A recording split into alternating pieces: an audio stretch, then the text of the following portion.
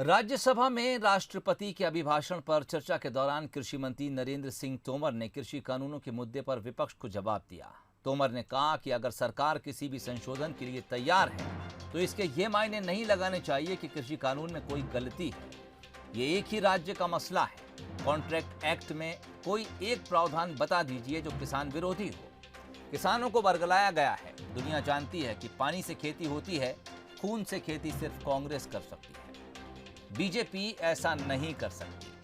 कृषि मंत्री ने यह भी कहा कि तीनों नए कानूनों को काला कानून बताया जा रहा है, लेकिन उन कानूनों में काला क्या है कोई ये भी बताए। उन्होंने कहा कि हमने किसानों के साथ 12 बार बात की। कृषि मंत्री पंजाब के कानून का भी जिक्र करते दिखे।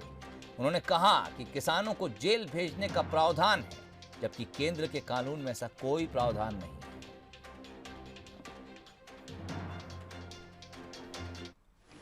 कई कृषि सुधार कानूनों की बात इस समय ज्वलंत मुद्दा है, लेकिन मैं धन्यवाद देना चाहूंगा प्रतिपक्ष के सभी मेंबर्स को भी।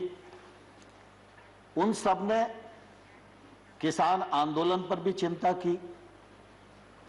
किसान आंदोलन के लिए जो सरकार को कोसना आवश्यक था उसमें भी कोई कंजूसी नहीं की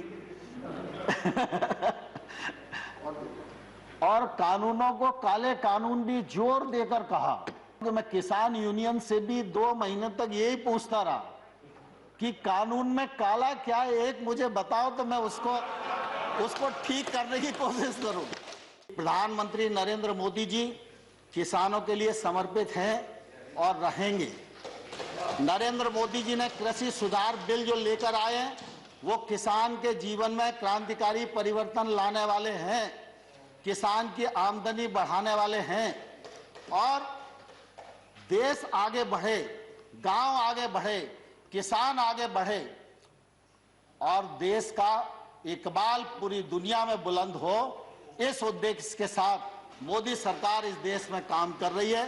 किसान आंदोलन के लिए हम लोगों ने लगातार उनको सम्मान देने की कोशिश की है। 12 बार ससम्मान बुलाकर बातचीत की है। एक शब्द भी हमने उनके बारे में इधर उधर नहीं बोला, संवेदनशीलता के साथ विचार किया है। लेकिन हमने ये जरूर कहा है कि आप प्रावधान में कहां गलती है विनम्रता पूर्वक हमारा ध्यान आकर्षित करें।